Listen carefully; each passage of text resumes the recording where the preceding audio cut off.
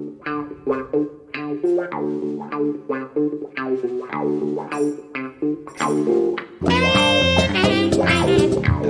you receive the ball, sir?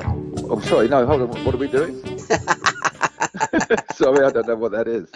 I love the randomness of my podcast. I give all of my guests a ball, an imaginary ball, which I give them a short pass. And a recent podcast, Johnny Joel said, I got it, Paul, and I done with the ball what you think I should do with it, and I made the space, etc. Leo Moynihan, welcome to Book Corner Extra Time, sir. And Thanks for having me. That pass that you got, where did you put it? I'm an old centre half, so I just got rid. Right, okay. We're going to be talking about Thou Shalt Not Pass, so I'm guessing that's why you wrote that book. I want to talk about the Three Kings because you wrote a fantastic book on the back of Johnny Owen's wonderful documentary. So I want to know about the dynamics of that. Also, you've done a documentary recently. I want to talk about that, but I want you to introduce yourself and talk about your back catalogue and how you got into journalism. I believe it was through your dad. He was an absolute legend, wasn't he, with a pen? Yeah, well, my dad sort of had a say in it in terms of I grew up with the sound of his fingers on a typewriter, which probably inspired me without realising. I grew to love football through Dad, and he was John Moynihan, who covered football in the 60s, 70s, 80s for the Sunday Telegraph, football correspondent there. So I guess people get taken to the match with their dads, don't they? That's the sort of the way it happens for so many of us. And Dad was working every Saturday, but I was lucky enough in the good old days when people were a bit more relaxed at football. He used to take me to the odd match, and I'd sit on his lap whilst he filed his copy, and I loved it. I loved the sort of buzz of the press box from then. Had slight dreams of playing the game, and it didn't quite work out for me. And so, I wasn't that academic actually, but it sounds quite funny from someone who's made a career out of writing books. But I did like writing. I liked sort of history and writing, and I just thought that's the thing to get into. And after university, I just started sending off articles and got a job at first, sort of making the tea at 442 magazine, who I still write for now and then. And very quickly realised I wanted to be my own boss, and I just started going freelance, and that's what I've been doing for the last 20 odd years. So, writing for a lot of different magazines, papers, online, and then got into books, which I really love. I think books have become my thing, and that's the sort of, I like the space you have, the space you get writing books. If there's some sort of football analogy there, probably, but if I was a footballer, I'd like to sort of probably be Jan Molby. And Jan made space for himself. There you go. Didn't do an awful lot of running, but great footballers and world-class players always find that space. And people say, well, how do they do that? They do it because they're very, very talented. I always used to think it was a simple game until I've recently interviewed John Giles, and John said, no, it's a difficult game, Paul. You're always learning. I was always learning throughout my career, and I'm still learning now. And I think that sometimes we do think that it's a simple game, complicated by idiots, but it is a difficult game, because if it was that simple, everybody would be playing it. Everybody would be bloody good at it as well. Exactly. Yeah, it's far from simple. I think you can overthink it and tactically tie yourself in knots. I think some coaches do that, but I think it's you're playing against great players. Of course, it's not simple. No, you've got to. The best do find a way of making it look simple, but it isn't. Absolutely. When was your first book, Leo? What was the first title that you wrote, and how did you get into it? My first book was in, let me just think back to 2004. I did a biography of Gordon Strachan. Right. Now, I had no affiliation to I'm not Scottish. I don't support any of the teams that Gordon played for, but I was asked by a publishing company. Gordon had made himself a little bit of a cult figure at the time. He was managing Southampton, and his I don't know if you remember his match of the day interviews and like post-match interviews had become quite sort of the internet was fairly young back then, and we didn't have social media, but people were kind of noting it, and he'd be quite funny, and the things like journalists saying, "Can I have a quick word?" and he said velocity, things like that, and made him quite the figure. So I was approached to write a book about him, and it was something I wanted to do. And actually, the more I looked into it, the more I really became fascinated with this character. And it wasn't an authorized thing, but I did get hold of Gordon and just say, look, this is what I'll be doing, because I was going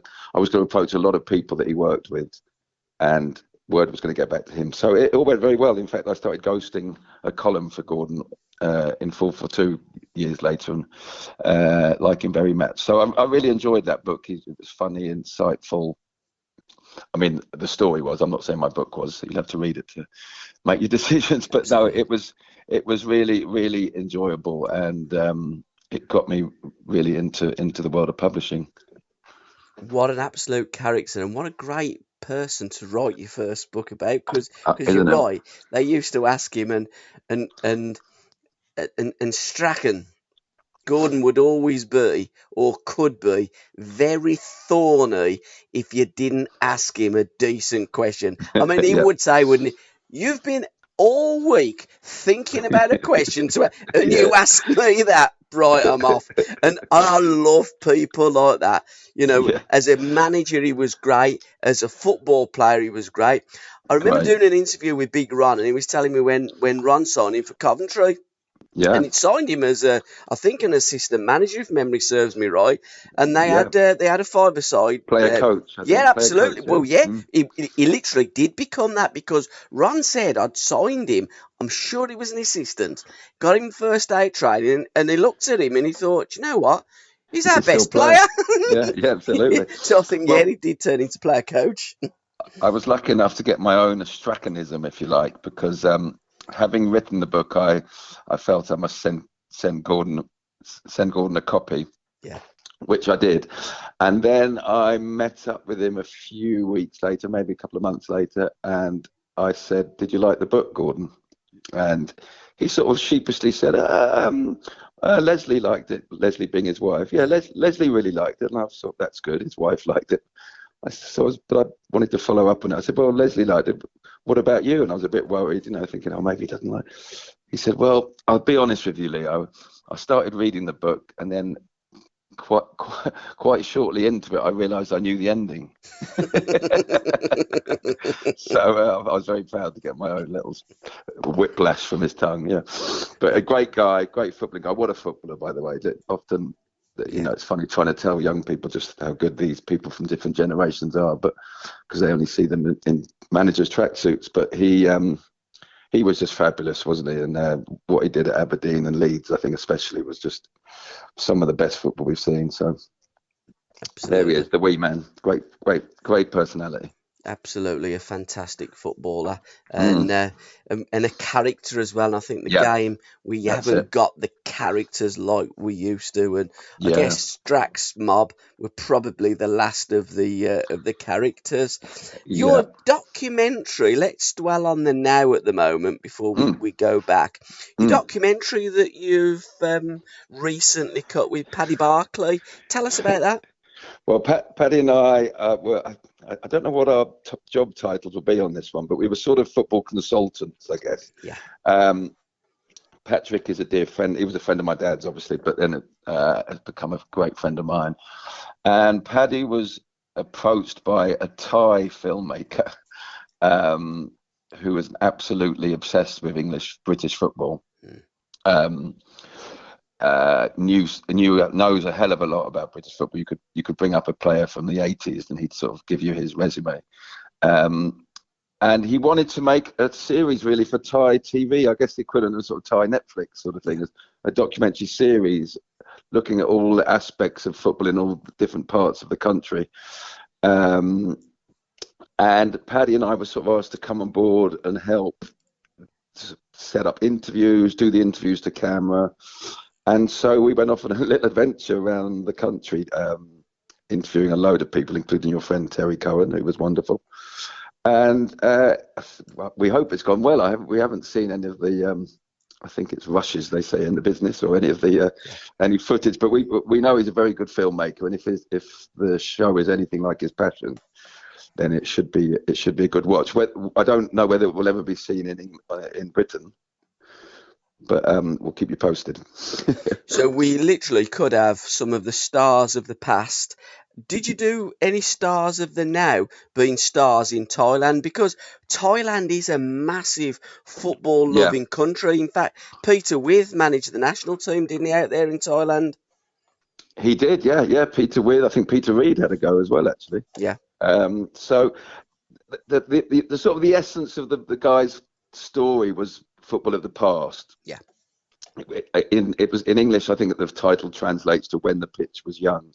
That confused a few people, but I think it was about how it was and what made it so great. So we were focusing on a lot of people from the past. We talked to make it very contemporary. We talked to we talked to a lot of fan groups, just fans outside grounds, but we approached people like the guys at the Anfield Rap who have become, they started off just doing podcasts they're very about good. And how that side of supporting a team has developed, and the way people get their football content these days being so much more than it used to be, and things like the Anfield Rap sort of dominating that scene. So it has a contemporary feel, but in terms of superstars, I mean, we talked to Gary Lineker, we talked to people that about what they're doing now and Match of the Day and stuff like that. We went over and talked to Alan Shearer and Gary Lineker, which was great, at the Match of the Day studios one Saturday while they were working. So that gives it a sort of now feel, but it's definitely looking back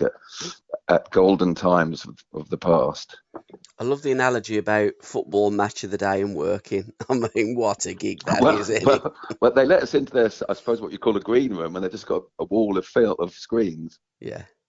And the three of them are sitting feet up on the sofa watching football. But I mean, that's where I guess they would argue that. I mean, they are working, but it all comes together on the Saturday night, doesn't it? It certainly does. I wish that they would do a little bit of historic content on Match of the Day these days, because back in our day, and when you were talking to the fellas about When the Pitch Was Young, the games were all kicking off on a Saturday at 3:00, and of course now Match of the Day, it has Match of the Day too on a Sunday night, because half of the games, especially this week with Europe, will be played on the Sunday. So exactly, Saturdays there ain't many games. But Paul, it was Match of the Day, wasn't it? They chose one. I mean, they chose one not because it was the best one, but they chose one to take all their cameras to. So it was that must have always been an interesting decision. Who are we going to do this weekend? Again, another bugbear of mine. It was Match of the Day, and it could have been, for instance, Fulham versus Bournemouth last week, because that was a match of the day in the Championship. It didn't necessarily have to be in the first division. You're right, actually, yeah. They showed games, whatever was the big game that weekend. Absolutely. I mean, Terry Curran, you referenced Terry, when he scored that goal, that wonder goal, Easter, against the Blades, although Wednesday fans call them the Blunts, and then they also call them some other derogatory Was that the Boxing Day Massacre one? No, the Boxing Day Massacre one was the one where they had 48,000 going on to about 76,000, where literally they absolutely massacred them. Those were games that was played, I believe, 11 o'clock in the morning. I'm going to be doing a game of my life with TC, so we're going to absolutely nail down the Boxing Day Massacre. I do quite a few of them, but the one that they played after, I believe it was around Easter time, when Terry Curran scored that wonderful goal at Bramall Lane. But again, on Match of the Day cameras, I remember Cloughy when Brighton played Bristol Rovers, and I think Warboys scored 4 goals. I remember that from my young days. I remember being at St Andrews, and we used to be singing, "Can you hear us on the box?" I remember that chant, it was one of them things that you'd look up, the TV cameras are there, we're on Match of the Day. Yes. I remember being at Upton Park once and getting home and watching it that night and seeing myself on the telly. It was the most exciting thing that had ever happened to me. But again, it was exciting because it didn't happen that often. Yeah, yeah. I mean, obviously with Liverpool, I wasn't doing the old waving. Do you remember when the ball would fall somewhere and half the crowd would do that wave? yeah, Hoping to get on? Yeah, it doesn't yeah, happen anymore. There's a camera yeah. everywhere. And you do something like that, and you'd probably be on Silla on the night as well. Look at these muppets on. Television has just come out, and we're all waving to me mum. Hello, mum. Hi, mum. That Yeah, was yeah. the staple, wasn't it? So your most recent book is Thou Shalt Not Pass, isn't it? It is. Yeah. Yes. How long did that take you to formulate? And the concept of, you've alluded to it earlier, you were a budding centre half, so that's the area of the pitch you would always look at players. And was it just British, or was it European and world? But we have had some fantastic British ones. Yeah, the majority of it is. It's about the position. So whilst the references are all very British, there is one chapter on the South Americans and one chapter on the great Europeans. So to reference them, but really the whole book is kind of about the position as a whole. In terms of how long, I'd have thought I'd been thinking about doing the book for absolutely years. As I say, standing in the rain on Hackney Marshes on a Sunday morning, it probably gave me something to think about, and the position at an amateur level always made me laugh more than anything, because it was always the big brute at the back, wasn't it? The sort of John Smith's advert. Yeah, and that's actually how the position I always felt was still sort of considered. The big brute who launches it into Rosette. Even especially in this country, which is funny when you think maybe I mean, we could sit here and argue it, but the most talented British footballer that ever lived was a centre half. So, and a very silky, knowledgeable footballer he was. Bobby Moore, I was going to say, are we talking Bobby Moore or Neil Franklin? Neil Franklin, good player, apparently. Yeah. So I read. Yeah. So that the whole thing fascinated me about how it's the one position that has changed and become so vital recently. And if I talk to foreign guys about it, different cultures saw it differently. I was lucky enough to get a lot of time with Virgil van Dijk, and being Dutch, how those two things married, total football and the position. So the whole thing, I felt there was certainly a book, and I certainly had enough passion for the position to try and make it work, and hopefully it did. With 24 and Total Football with Runas Michaels, he was actually without a couple of centre halves, wasn't he? And he stuck Harry Hahn at the back, and he played midfield players at the back. It was more of an accident than a design, and it absolutely worked. And that was the prototype, if you like, for the game of football. It was just at the time when Liverpool did just that.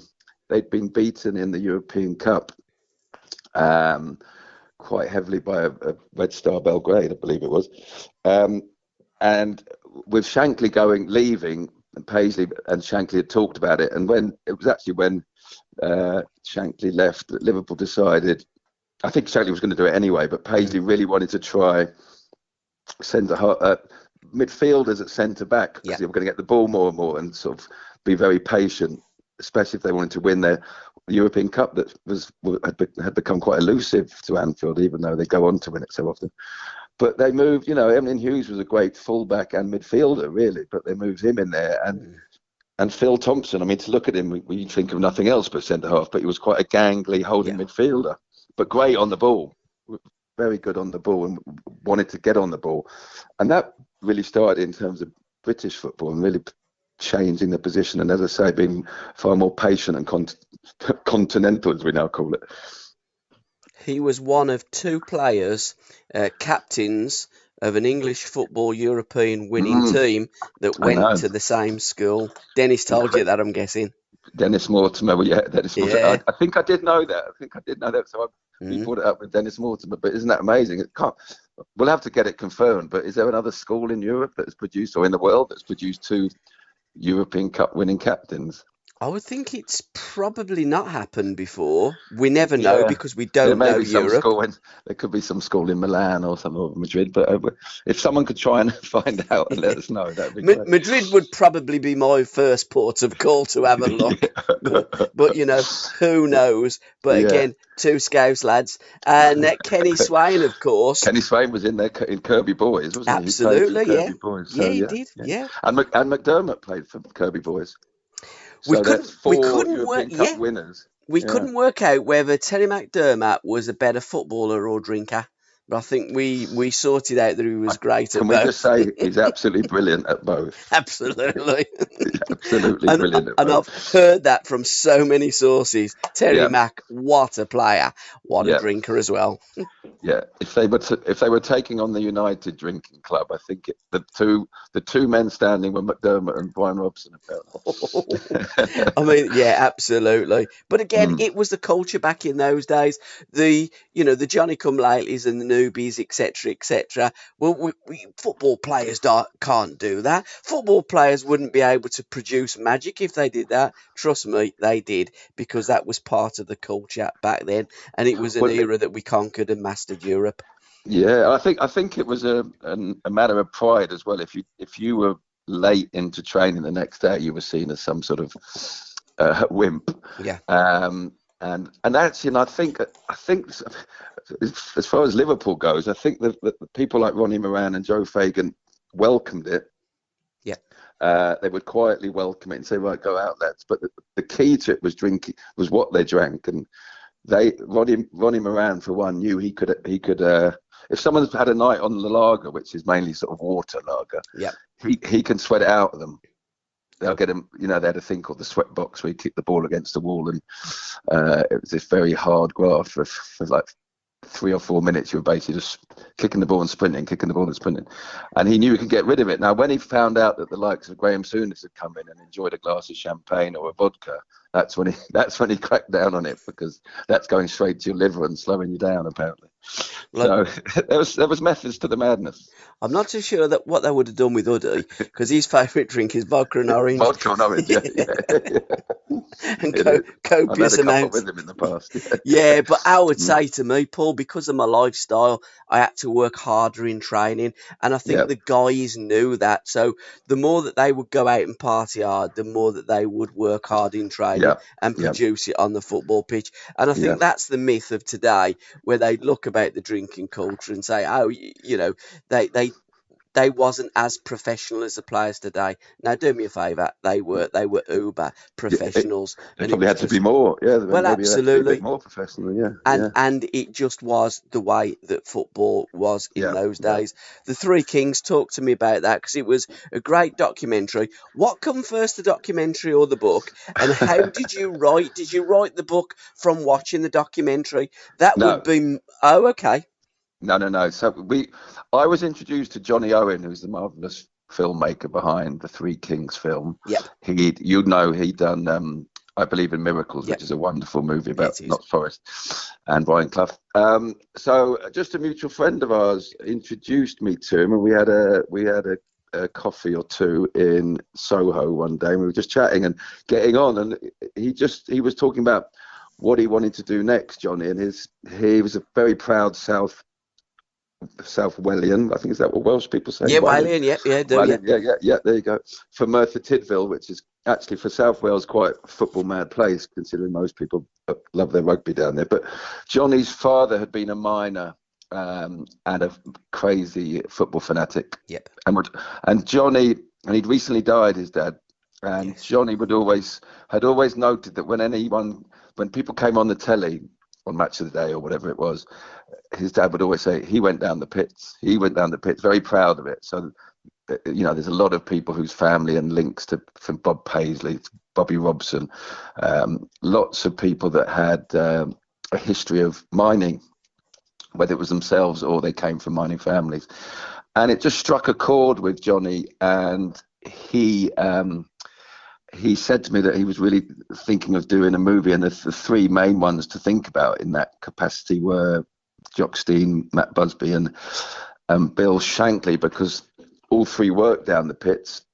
They were all worked underground and went on to build these football clubs. So the story was there. I mean, I don't know if you remember, Hugh McIlvanney did a little BBC series on the same subject years ago in the early 90s, I think.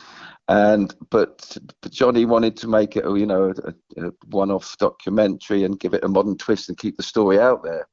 Because, if we think about social media and things like that these days, these three clubs are the biggest, among the biggest in the world, and they all three of them came from these three men. So I was excited about his project, just thinking, oh, he's going to make this great thing. And then that night he just phoned me and said, you know what, there should be a book with this documentary. Yeah. Why don't you do it? So we spoke to some people, we got some publishers, got some meetings, and got a taker. So they were going to come out together. I have to cast my mind back because but the book was going to come out on the release of the documentary. Now, the film business being the film business, it stalled. So I'd finished my book, but Johnny couldn't quite get it out at first. There was talk of it being on Netflix, but Johnny wanted it to be in cinemas. Yeah. Which it eventually was. Briefly, it was during lockdown. It came out in cinemas, and then obviously went on to Amazon. But the book had come out a year before, but we had, his film poster was different to my book cover. So, and I tried to write it. I mean, my voice is in the documentary, so I kind of had a little peek into what Johnny's angle was, but I wanted to do the same story in my way, and then actually in the end the two things really complement each other, and we actually pretty much looked at it in the same way. As I say, more space with books, so they have more on the mining and everything, but I think the two work really nicely together. They do, and I've got a lovely glass of red wine as I'm talking to you. Oh, lucky. And I've got the book to the left of it, and also the DVD. And I'm looking at the book. The book would say to me, the fella that wrote the book is a Liverpool fan because he's got Shanks on top of Busby and Jokes. I had no say in the who was where. And then I would say the fella that done the documentary was a United fan because he's got Busby, Shankly, and Steen. No, Johnny's not a United fan. No, I know he's not. I can't believe that you had coffee and not lager with Johnny Owen. I know. You know what? When I was selling that story, I was thinking, did we have because now we'd be straight in the pub, Johnny and I. But absolutely. I think it's one of those I think it might have been even a bit too early for either of us. I think it was sort of late morning situation, and so that was, I think, our first encounter was over coffees, but that wouldn't be the case anymore. But I've read the book and I've watched the DVD, and I think that they're absolutely fantastic. And you're right, the book, as you're reading from the book, you're watching it, it's almost, and that's what I said, they're just so interwoven. I think. Yeah, I mean that was serendipity. It wasn't something we didn't sit down and go, right, tell me frame for frame how you're pitching this movie, I didn't think that. I think the two of us were so in love with the three characters that we probably just, without realizing it, just had the same thoughts about them. But and it's hard not to, it's that's what it is. It's a story, and I love how the three lives intertwine. I think people know that they were great men and all, knew each other and stuff, but not so many little incidents and the way their lives intertwined, and they'd meet each other and become very good friends, and the way even Busby suggested to Liverpool that they should have a look at this guy at Huddersfield, and then he said, I think I'm going to regret that, which in a way they did, because Liverpool became Man U's biggest rivals because of it. So it's an amazing thing, and I didn't know as much as about Jock Stein, and really fell in love with Jock and the way he approached football and what he did at Celtic. I think probably is the most incredible achievement. That 67 team is probably the one for me. I think what they did and the way they beat that absolutely amazing Inter Milan team, took them to pieces, was just so brave and great to see, Absolutely. It was the El Grande Inter Milan side as well. With Sandro Mazzola, whose father was the great Valentino Mazzola, who was the captain of El Grande Torino. There you go. Yes, yeah, great names as well. Oh, absolutely. but those three men, again, when football, and we look at football through the time, and these days it's all Premier League, Premier League, Premier League, and Ferguson obviously gets a good shape because in the 90s what Manchester United did, but these men largely have been, I think, largely ignored by the modern media, and I think it's such a shame. And it's fantastic to have a book and a DVD that really puts these as the three kings, because they all built football clubs, and that was the reason that Busby went to Manchester United, because he was captain of Liverpool in his day and Manchester City. But at Manchester United, he was given a blank piece of paper or canvas to create a football club, not a team. Bill Shankly, the boot room was already there. Bill just breathed life into it and added the magic to the boot room. And as you say, 67, the Lisbon Lions, arguably the greatest feat by any team, because that year in 67, Celtic Football Club took on everybody and conquered it. And we all love Jinky Johnson, an absolute legend. And they were basically a team of locals. You know, there was all from the area, which is just, you know, will never happen again in any team, I don't think. To have a group of players who are all from the same, all born in a 10-mile radius of the ground. I mean, it's apart from Bobby Lennox, he was an Ayrshire. Yeah, that's true. He was a foreigner. Jim McCalliog told me that he was a foreigner, Gab.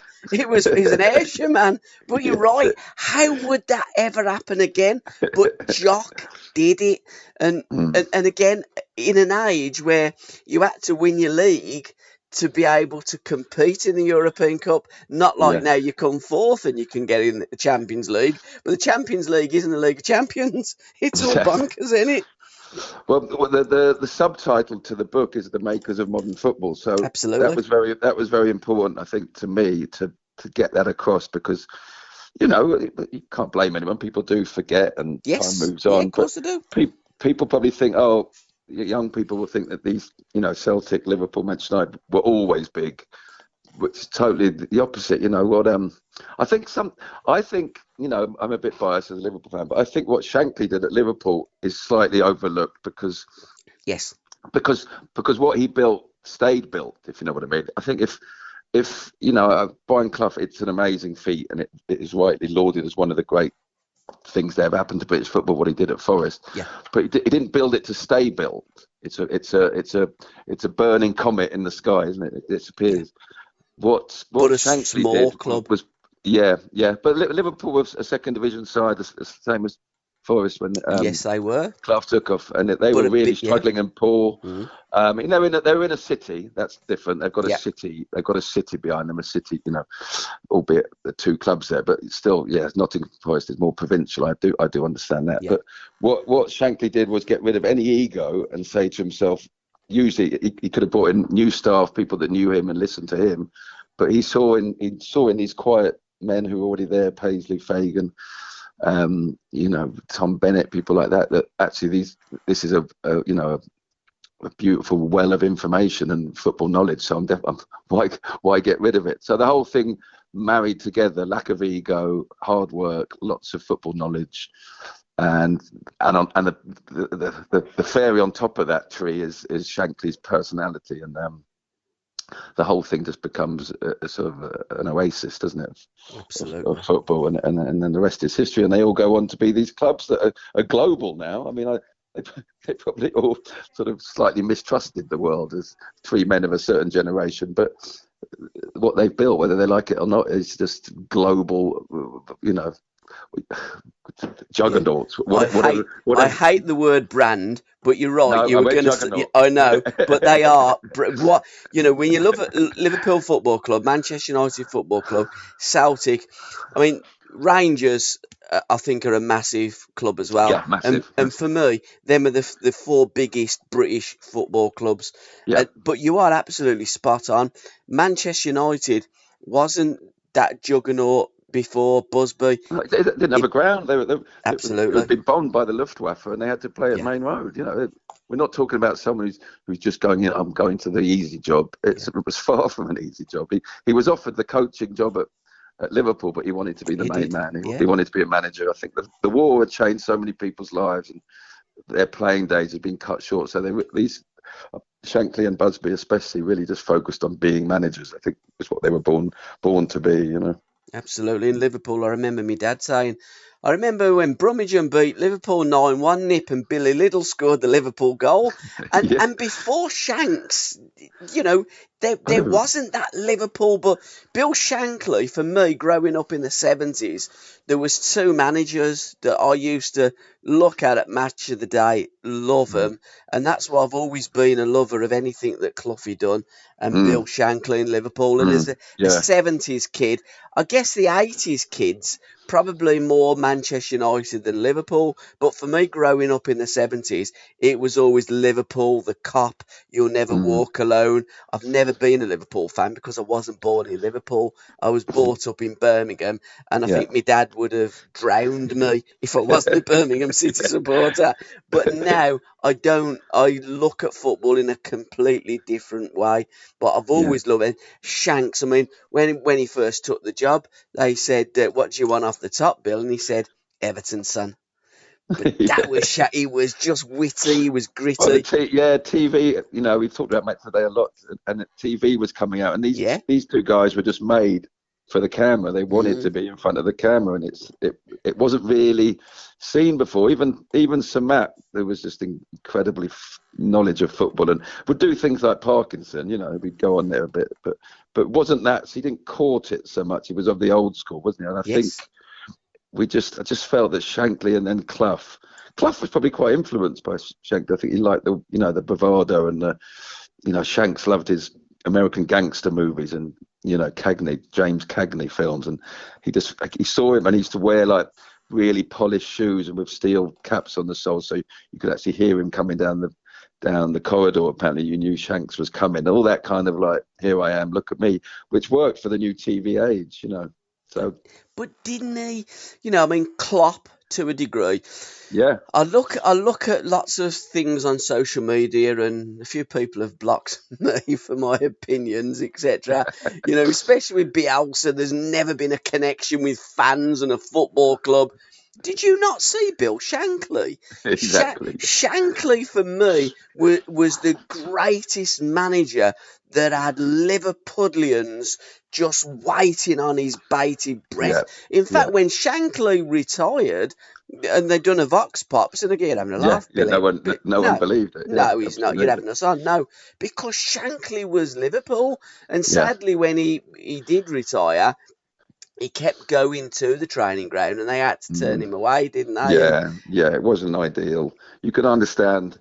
One, Shanks lived nearby. He built Melwood to be what it was, and that was his life: getting up in the morning, getting fresh air, and seeing the boys. And I remember interviewing Tommy Smith years ago about it, and it was very awkward for the players. And of course, what else? You don't start calling him Bill.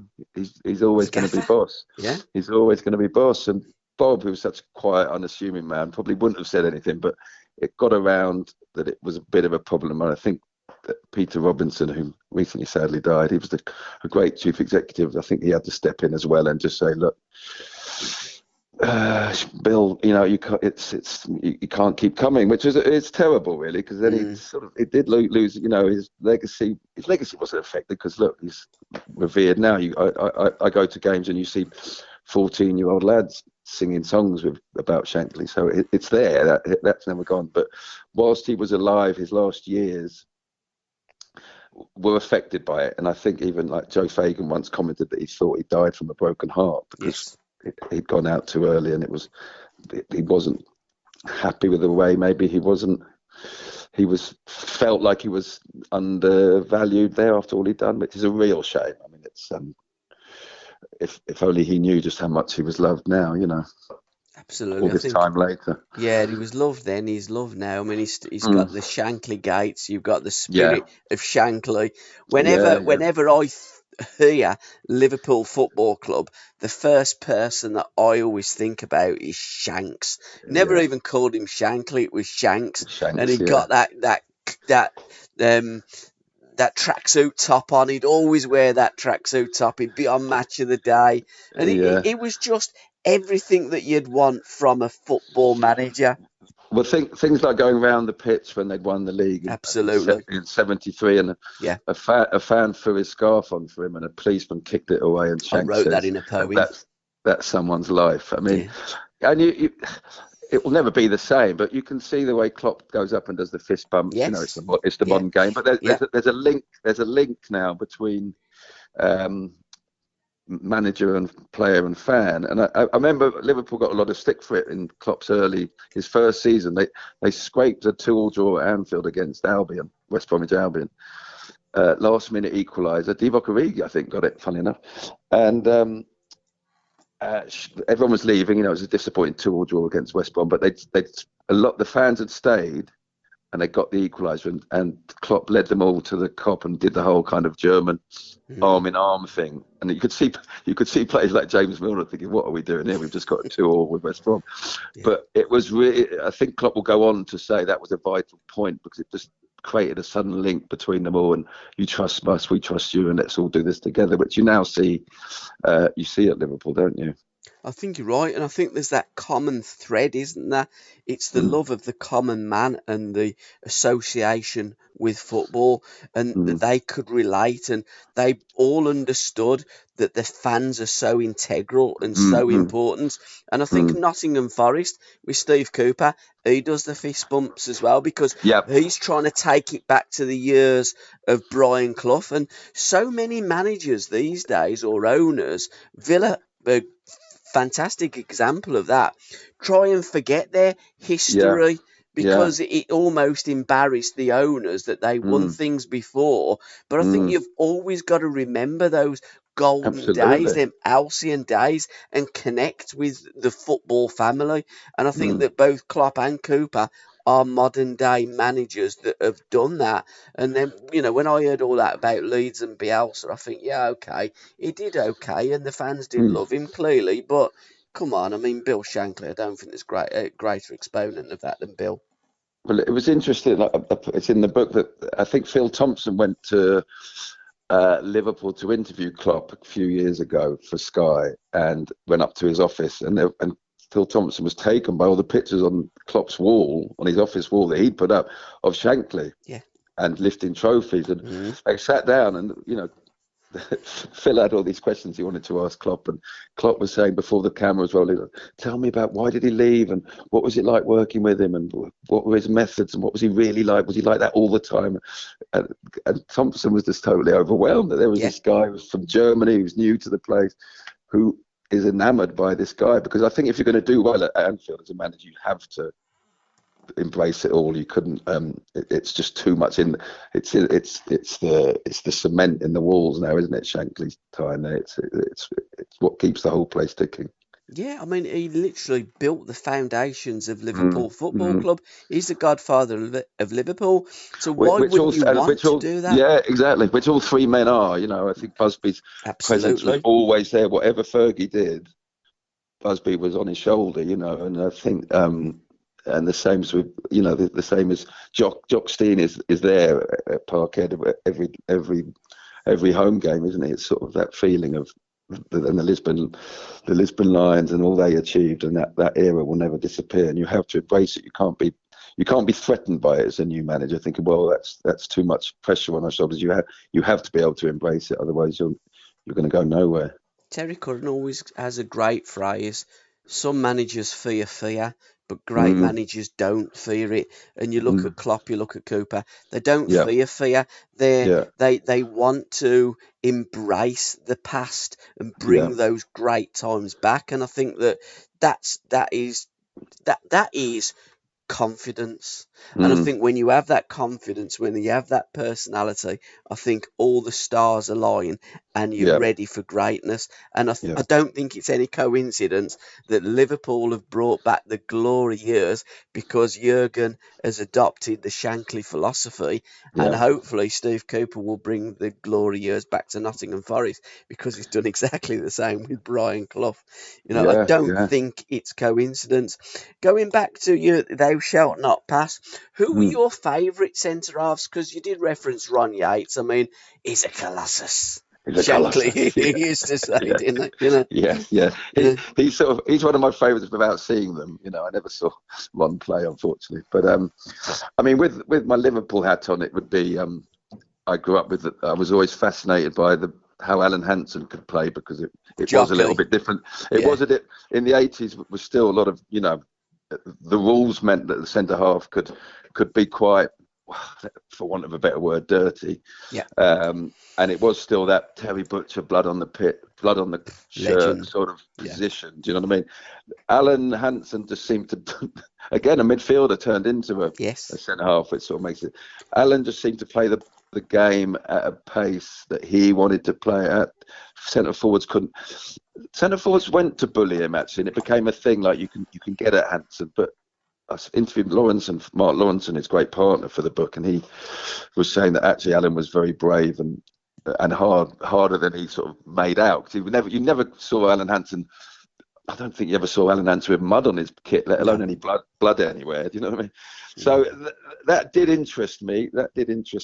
I think Tony Adams is an absolutely exceptional footballer, and a great story about how that young captain at Arsenal, but really the booing and the abuse he took about the donkey and stuff and everything. Yes. I know he was quite put out about it, and he knew he was just as good a footballer as the likes of Hansen, but he was. I'm not having a go here at George Graham, but his tactics were to get centre halves weren't there to start attacks; they were there to defend, yes. Which is absolutely fine. So he learnt his craft that way, but it took some extensive coaching with Terry Venables at England, and then of course Arsene Wenger to see the real Tony Adams and just how good he was. So I like that sort of the journey, for want of a better word, that he went on. And I mean, the master of it all was Franco Baresi for me, because he was not huge, not big, but he could leap. He had a great win headers, but the way he wasn't aesthetically pleasing just for the sake of it. He was actually quite a no-nonsense defender, Franco Baresi. That was his first thought, was tackle, block, get out. But he did it. He just timed things so beautiful. It was like watching a surgeon at work. Just cut in, have it, and give it to Maldini at fullback, or give it to Donadoni at right. He just picked out a quick, very simple pass, so effective. And I love finding as much clips as I can on YouTube of players like Franco Baresi, because they really do make the position that mixture of quite nastiness, because you've got to be nasty to stop goals, and starting stuff as well. So they're the obvious ones for me that stand out. There's absolute beauty and art in the art of defending. Well, funnily enough, I mentioned that the book was in my mind for a long time, and it was actually watching a game in the Champions League. Tottenham were at home to Juventus, and went 1-0 up. It was a few years back, and then Juventus equalised, and then maybe the score went 2-1 up. I can't remember. Anyway. Tottenham needed to score, and they had about 20 minutes to do so. And it was, being Italians, it was they were treated deep. And my God, did they defend well. And Chiellini was at centre half with his wonderfully broken Italian nose, that Roman nose. Yeah. And he was blocked. I mean, he was up against Kane and Son and that mob. And he was just putting his face in. And it thought, God, defenders are still doing that. They're still... As much as the game's changed, you've still got this breed of defender who will do anything to stop a goal. And I remember one tackle he did at the end, right in the 6-yard box, and Buffon just leapt on him like he'd scored an overhead kick from 20 yards, So, and that made me think, right, that this book has to be written, because this is still a position that, for all its changes and what coaches are asking these guys to do, still fundamentally must stick their head right where it hurts. How did you get that name, Thou Shalt Not Pass? Because I think that absolutely nails down what a defender is, and especially with the Catenaccio and the Italians. And I think the defender for Tottenham that night was Sanchez, the Colombian, wasn't he? He was absolutely awful. And again, he's not one that Thou Shalt Not Pass, because most people do pass him. Yeah, well, the title came from a great interview I did very early on. It's when you write a book, you're pitching it first. So I just had to write a sample chapter as part of my pitch. And the first interview I did for it was with the wonderful Terry Butcher. Yeah, what a lovely man, isn't he? Yeah, fantastic. And we got talking, and Terry will never admit it, but I think I also almost made him cry. He was very emotional about the days. I said, "Just can I take you to a fictitious game? Just close your eyes and think that you're 1-0 up at Old Trafford playing for Ipswich, and there's 10 minutes left, and 55,000 United fans are baying for blood and want an equaliser." And he was just like, "Oh, those were the days that I lived for." That's what we played. Russell Osman, me, Mick Mills, George Burley, and Paul Cooper in goal. My mind's gone blank. Would have been Paul Cooper in goal. Yeah, great keep. He just was like, "Right, we're together now." And Terry's war cry was, "Thou shalt not pass." Yes. I think the old I think it's "Thou shalt," but Terry shouted "Thou shall," which I like better because it was just his way of saying it. So that stuck in my head straight away, and I had my working title, which was very much agreed upon that it should be the actual title. So "Thou shalt not pass" is a war cry of Terry Butcher's. I went to a gentleman's evening. There was all gentlemen there, of course. It was an after dinner speak in a bar that I frequent in Wollaston, and Terry was the guest that night. Oh, how wonderful! And I had the pleasure, because I go there quite often. I sit down with Andy Blair and have something to eat, and I was sitting having my tea with Terry Butcher as well. And what come across with Terry Butcher? What a lovely man. You would never put him as a centre half, would you? You wouldn't. He was just too nice, but on the pitch, he was a bloody animal. He was so hard. Great footballer, great passer of the ball. Really could pick out a ball. Really great. Great partnership with Russell Osman. Left foot as well. Do you know how he developed that left foot? He used to ping the ball against the wall, didn't he, at Portman Road? But what happened earlier, he was, when he was a babby, he'd seen as we used to in the olden days, put the tea cozies on the tea. And what he'd done as a babby, he pulled it off and scalded his right foot. Yes. And that's how we developed being a left-footed defender. It is incredible. Life's destinies. Yeah. Incredible. No, what a footballer. One of England's great centre halves. I think he might get in an all-time England team next to Bobby Moore. That would be some partnership. I think if you want a "thou shalt not pass" defender, then in my lifetime, Terry gets in there, because I think there was two in my lifetime, Terry and Tony, and I would just edge towards Butch. I just thought Butcher was a slightly better player, but again, it's all opinions. The centre half that I would put him by, I was slightly too young to remember Bobby, because Bobby he'd moved, he played against my team in '75 when he'd moved to Fulham, but the player growing up that I just had so much respect for as a defender was Jockey.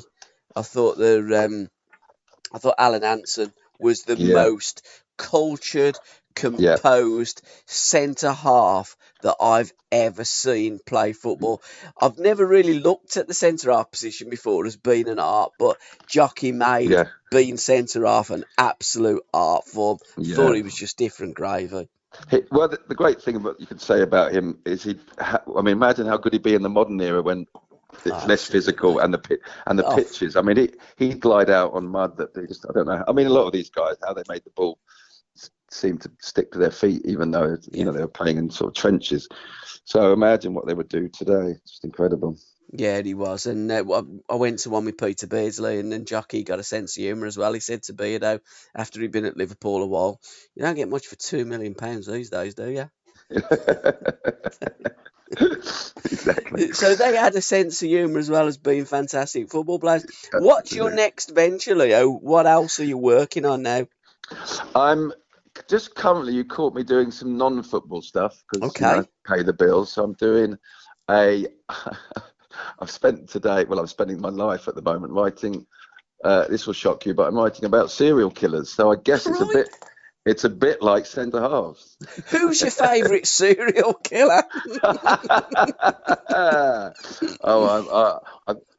I'm very biased towards the British, so it's got to be Fred and Rose, isn't it? No, I mean, I actually shouldn't joke, but I mean, I'm no, I know it is very silly, I'm slightly involved in doing a lot of research, and it's not pleasant. So I should, what can you do? But Yeah, I What don't know. makes a serial killer? We've had this conversation before, but I mean, they're different gravy to normal murderers, aren't they? They just, they're the. I mean, we shouldn't really make light out of people being murdered, but they are the creme de creme of the murderers, aren't they? Because they plan everything to the fine Well, they usually, minutiae. it's quite interesting looking at the character Yeah. personality traits because they're often quite high IQ. Yes. But I guess it's perfect storm of lots of Yeah. childhood and Yeah. parenting issues that they had, whether they were overly parented or ignored, and